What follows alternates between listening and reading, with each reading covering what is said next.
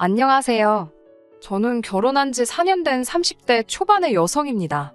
저를 최고로 알고 저만 위해주는 남편하고 살고 있어요.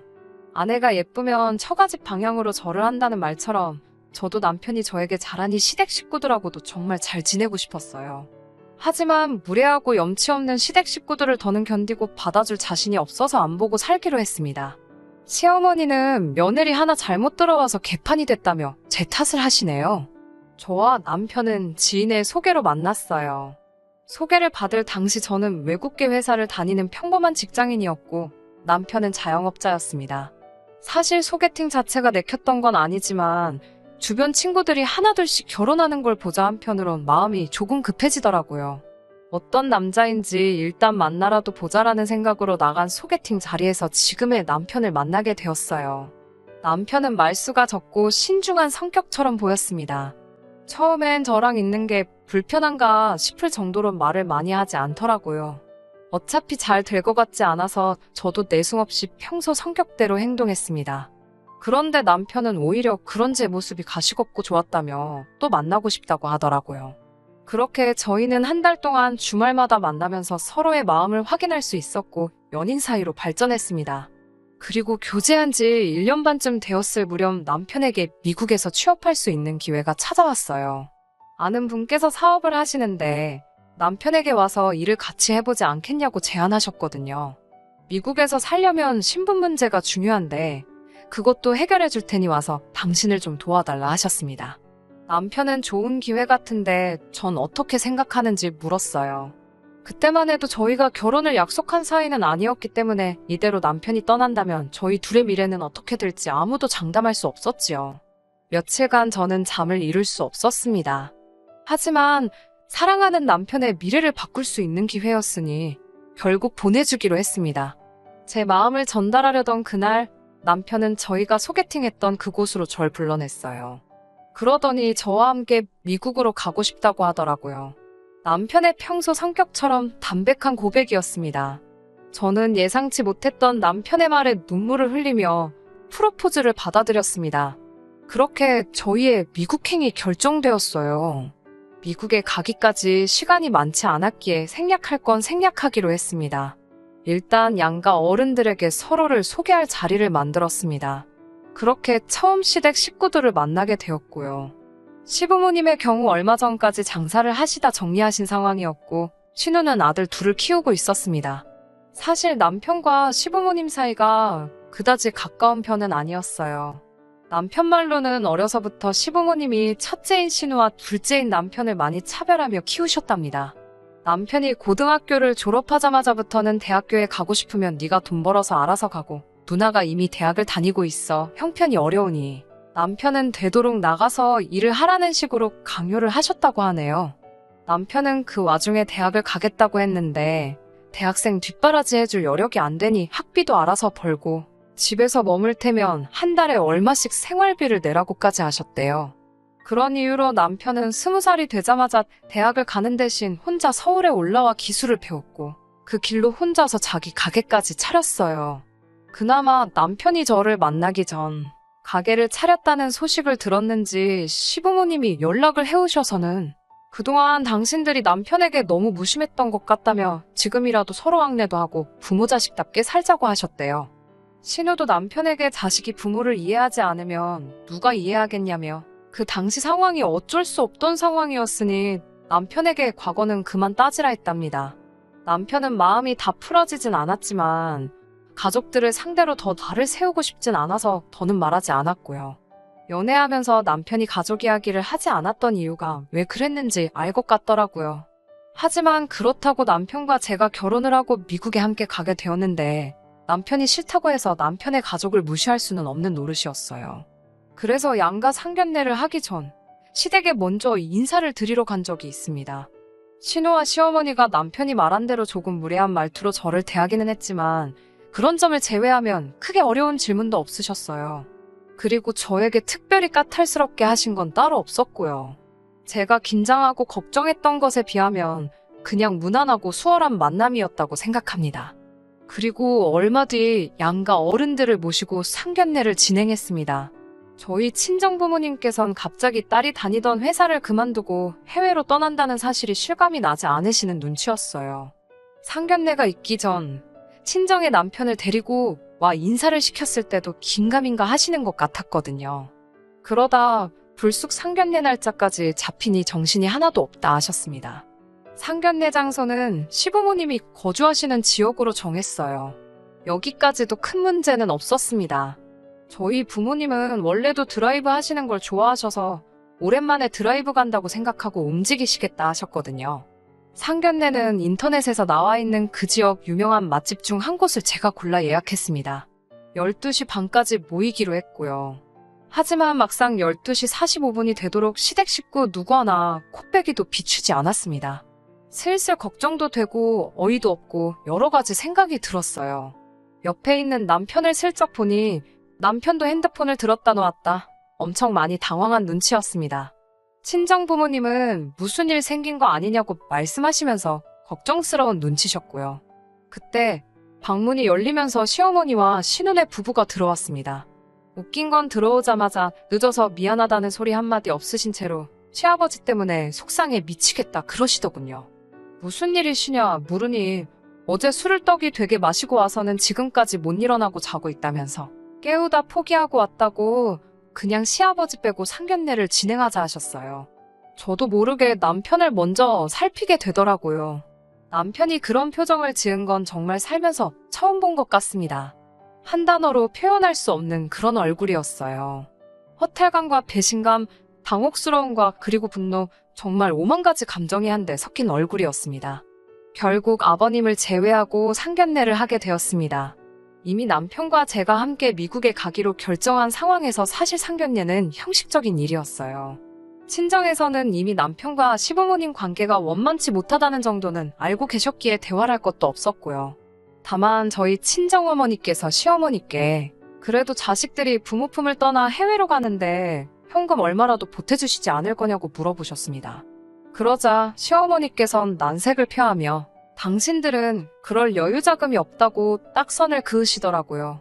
뭐 이런저런 변명 같은 말씀조차 없이 안 된다고 하시니 저희 부모님도 더 말해봤자라고 생각하신 눈치였습니다. 친정어머니께서 남편에게 당신이 괜한 걸 물어봤다며 마음 쓰지 말라고 하셨습니다. 애시당초 사위 하나 보고 딸 시집 보내기로 결정한 거니까 괜찮다고 하시면서요. 남편은 여러모로 속이 상한 눈치였어요. 그렇게 얼렁뚱땅 상견례를 마치고 한 달 정도 지난 후 가까운 가족들과 친구들을 초대해 결혼식을 올렸습니다. 그리고는 신혼여행 대신 친정에서 며칠 동안 시간을 보낸 뒤 그대로 미국으로 떠나게 되었어요. 이때 시부모님은 저희가 시댁으로 안 오고 친정에 있는 것에 대해 굉장히 기분 나쁘다 하셨습니다. 정작 시댁엔 저희 부부가 머물 만한 공간조차 없었는데 말이지요. 남편이 시부모님과 다시 연락이 닿고 얼마 지나지 않아 시댁을 찾아간 적이 있었는데 자기가 쓰던 방은 커녕 물건 하나 남아있는 게 없더랍니다. 시어머니께 행방을 물어보니 두고 갔길래 버려도 되는 줄 알고 다 버리셨다 하더래요. 상황이 이 지경이었으니 남편이 시댁에 무슨 정이 남아있겠어요? 친정에서 일주일 좀 넘게 머무른 뒤 그렇게 저희는 미국으로 향했습니다. 신분 문제다 뭐다 그 과정을 설명하면 지금 쓰는 제 사연보다 더 구구절절 써야 할 것 같아서 그 부분은 생략하겠습니다만 미국에 도착 후 2년 조금 넘는 시간이 걸려서 영주권을 받을 수 있었어요. 남들에 비해 비교적 수월하게 영주권을 받은 경우라 주변으로부터 운이 좋다는 말을 몇 번이나 들었습니다. 남편은 자기가 운영하던 가게를 정리하고 왔던지라 어느 정도의 목돈을 가지고 있었어요. 그리고 저 역시 회사 생활하면서 모아둔 돈을 가지고 왔기 때문에 그 돈을 모아서 집을 사려고 했어요. 하지만 미국 생활을 하면 할수록 비싼 의료보험료라든지 처음 이야기와는 다른 한국에서 벌던 수입과 비슷했던 수입 때문인지 이민 생활에 대한 확신이 들지 않았기 때문에 저희는 집 사는 일을 주저하게 되었습니다. 그러는 동안 저희는 달달이 월세를 내면서 살고 있었고요. 그 날은 한여름이었어요. 휴가를 어디로 갈지 한참 계획을 세우고 있는데 웬일인지 신우한테 연락이 왔습니다. 남편은 신우에게서 오는 연락은 잘 받질 않아요. 그도 그럴 것이 대부분 부탁할 일이 있을 때만 전화를 걸어오거든요. 한동안은 애들이 무슨 장난감이 갖고 싶다, 이거 사달라 저거 사달라 하면서 뻔질나게 전화를 했었거든요. 아무튼 제가 전화를 받았는데 정말 생각지도 못한 소리를 듣게 되었습니다. 원래는 신혼부부가 애들을 데리고 저희가 있는 지역으로 휴가를 오려고 했는데 갑자기 사정이 생겨서 애들만 보냈다는 겁니다. 애들이 저희 남편을, 그러니까 삼촌을 너무 보고 싶어 해서 말리지를 못했다나요. 그 소리를 듣는데 정말 입에서 욕이 나갈 뻔했습니다. 그래서 애들 둘이 지금 보호자도 없이 미국에 오고 있는 거냐고 하니까 신우는 한술 더 떠서는 정말 요즘 애들은 겁도 없다며 설레발을 치더라고요. 몇 시쯤 도착이냐 물으니 앞으로 6시간 정도 더 걸릴 거래요. 왜 바로 전화하지 않았냐 물으니 자기도 일 보다 보니 늦었답니다. 애들 둘이 해외로 갔는데 부모에게 도대체 무슨 일이 생겨야 애들 생각도 안 날 수가 있는 건가요? 정말 여러 의미로 대단하다 싶었습니다. 결국 공항으로 아이들 마중을 나가긴 했습니다. 삼촌이랑 외숙모만 믿고 왔을 텐데 행여 깔리기라도 하면 애들이 얼마나 무섭겠어요. 다행히 애들은 무사히 잘 도착했고 신우에게 그 소식을 알리려고 전화를 했지만 아무리 걸어도 받질 않더군요. 한국 시간으로 이른 저녁 시간이었기 때문에 더 납득이 되지 않았어요. 남편을 보고 있으니 신우한테 화는 많이 났는데 애들한테 화풀이는 안 하려고 조심하는 눈치였습니다. 저희는 한 2주 정도만 데리고 있다 보내기로 결정을 내렸습니다. 기왕 먼 길 왔으니까 저희도 휴가 보낸다 생각하고 바닷가도 가보고 놀이공원도 가보기로 했어요. 그런데 한 일주일쯤 지났을 무렵입니다. 지금 사연을 들으시는 분들 중에서 이어지는 제 이야기를 들으시면 치사하다고 생각하실 수 있지만 솔직히 털어놓아 볼게요. 갑자기 생각지 못한 지출이 계속해서 발생하니 저도 걱정이 되더라고요. 저희가 부족한 생활을 하고 있는 건 아니었지만 저희도 미래를 위해서 매우 아끼며 살던 상황이었으니까요. 다시 신우에게 연락을 했습니다. 애들 식비나 경비는 따로 챙겨서 보냈냐고 물었어요. 사실 제가 아이들 모르게 가방을 뒤져볼 수도 있었지만 그건 아무리 아이가 어려도 매너가 아니라고 생각했기에 신우에게 직접 물어본 거지요. 그런데 신우는 깜짝 놀라며 거기 내 동생이 있는데 내가 왜 경비를 신경 쓰냐고 오히려 저에게 되묻더라고요. 제가 저희 남편하고 이야기가 된 것도 아니지 않냐고 하니까 저더러 자기 동생이 돈 받아오라고 그랬냐고 묻더군요. 그건 아니라고 하자 아무도 뭐라고 안 하는데 왜 외부인이 그런 걸 챙기냐며 자기 동생은 돈 몇 푼에 치사하게 굴 사람이 아니랍니다. 그러면서 저더러 그러는 거 아니래요. 몇 년 만에 본 조카들한테 외숙모가 너무 인색하답니다. 전화를 끊고 나니 속에서 열불이 나더라고요. 몇 년 만이나 마나 서로 연락 한 번 제대로 주고받지도 않았어요. 그러다 어느 날 갑자기 애들만 달랑 보내놓고는 오히려 저를 남매관계를 돈 때문에 이간질하는 이상한 사람으로 만드는 게 어이가 없잖아요. 그냥 남편 시킬 걸 하는 생각도 들고 왜 더 세게 받아치지 못했나 하는 후회도 들었어요. 무엇보다 저희가 돈을 쌓아놓고 사는 상황도 아닌데 무슨 돈 맡겨놓은 사람처럼 행동하는 걸 보니 정말 남편이 왜 신우를 싫어하는지 알만했습니다. 그래도 애들이 무슨 죄인가 싶어서 2주 동안 여기저기 열심히 구경시키고 먹이고 재우고 했습니다. 그리고 마지막 날 신우에게 전화를 걸어서 애들 내일 비행기 타고 가니까 데리러 나오라고 했어요. 그러자 신우가 화들짝 놀라면서 아니 왜 애들이 벌써 오냐고 그럽니다. 사실 2주 정도만 시간을 같이 보내는 건 남편과 저희 생각이었지. 신우가 애들 비행기 티켓을 2달짜리로 끊어서 보냈던 거예요. 그걸 보고 남편이 미친 거 아니냐고 말하고는 전화해서 2달을 2주로 바꿨거든요. 저는 당연히 그런 부분이 신우랑 이야기가 된 줄 알았고요. 신우는 한숨을 푹푹 쉬더니 꼴랑 2주 있으라고 자기가 그 목돈을 들여서 애들을 거기 보냈겠냐며? 어떻게 그렇게 생각이 없냐고 그럽니다. 신우의 억지를 저도 이제 받아줄 인내심이 없었기에 아무튼 애들 도착하는 시간에 잘 맞춰서 나오라고 그러곤 전화를 끊었어요. 그런데 한 30분쯤 지났을까 시어머니께서 전화를 걸어오셨습니다. 신우에게 들었다면서 저 때문에 삼촌이랑 조카들이 친해질 수가 없는 거라고 하셨습니다. 모처럼 신우부부도 애들 없이 편하게 지내고 있는데 저 때문에 좋은 날이 다 갔답니다. 그러면서 저는 좋은 나라에서 우리 아들이 벌어다주는 돈 쓰며 사니까 아주 하루하루가 살맛나겠다며 빈정거리시곤 제가 뭐라 대꾸할 틈도 없이 전화를 끊어버리셨어요. 몇 시간 뒤 퇴근해서 돌아온 남편에게 신우와 시어머니가 했던 말들을 전달했습니다. 눈물이 나려고 하는데 저쪽 방에 있는 애들이 들으면 안 된다는 생각에 정말 눈물을 삼키며 꺽꺽거리며 이야기를 했어요. 남편은 당장이라도 얼굴이 폭발할 것처럼 벌개져서는 가족이 됐든 뭐가 됐든 다 가만 안 두겠다고, 그런 사람들 안 보고 살아도 그만이라며 당장 단판을 짓겠다 했습니다. 그런 남편의 반응만으로도 솔직히 큰 위로가 되더라고요. 남편만 든든하게 제 편을 들어준다면 시댁 식구들이 저를 향해 그 어떤 헛소리를 해대던 지저대던 제 알바가 아니라고 생각했거든요. 결국 다음날 애들을 한국으로 보내는 것으로 일단 모든 사건이 일단락되는 듯 했습니다. 공항에서 애들이 저희랑 더 있고 싶다며 우는데 그건 마음이 좀 찡하더군요. 신우와 별개로 애들한테는 잘해주려고 정성을 쏟았는데 그 마음이 좀 전해진 것 같았습니다. 하지만 신우는 고맙다는 인사 한마디 없더라고요. 딱히 뭘 기대한 것도 없었지만 기분이 좋을 리는 없었지요. 그 이후로 추석 때 전화통화 한 번 한 걸 제외하고는 시댁과는 별다른 연락 없이 지냈습니다. 뭐 솔직히 기분이 상하지도 않았고 신경도 안 쓰고 살았습니다. 그런데 이 사단이 나버렸네요. 불과 며칠 전에 생긴 일입니다. 정확히 1년 만에 다시 여름휴가 시즌이 돌아왔잖아요.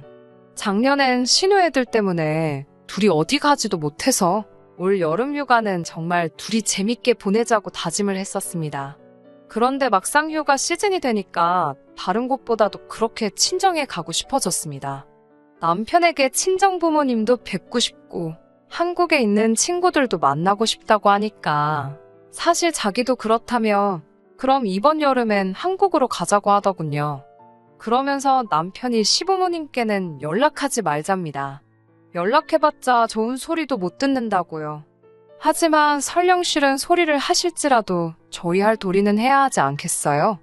계속해서 남편을 설득한 후에야 남편이 연락하는 걸로 이야기를 마무리 지었어요. 그렇게 한국에 도착했어요. 일단은 예약해둔 호텔로 향했습니다. 호텔에서 짐을 풀고 있는데 시어머니께 전화가 걸려왔어요. 순간 도착하자마자 전화를 드리지 않아서 한 소리 듣겠구나 싶었습니다. 전화를 받으니 시어머니가 너무나 맑고 들뜬 목소리로 저희에게 당신들이 내일 간다고 하십니다. 그래서 제가 어딜 가시냐고 물으니 너희 보러 미국 간다고 하시는 거예요. 황당해서 그게 무슨 말씀이냐고 하니까 올해 여름휴가는 시부모님하고 신우네 식구 다 같이 저희 집으로 휴가를 가기로 했다는 거예요. 황당하고 어이가 없었지만 일단 저희 지금 한국이라고 말씀드렸어요. 그러자 시어머니께서 그게 무슨 소리냐고 화를 내셨습니다. 남편에게 전화를 돌려주니 남편이 한국 온다고 한 거 기억 안 나냐고 따지더라고요. 전화 내용이 잘 들리지는 않았지만 시어머니께서도 기억이 나신 것 같았습니다. 곧이어 고성이 오가는 것 같아 제가 남편에게서 전화를 뺏었습니다. 무슨 일이냐고 시어머니께 여쭤보니 일을 어쩌냐며 땅이 꺼져라 한숨을 쉬시더군요.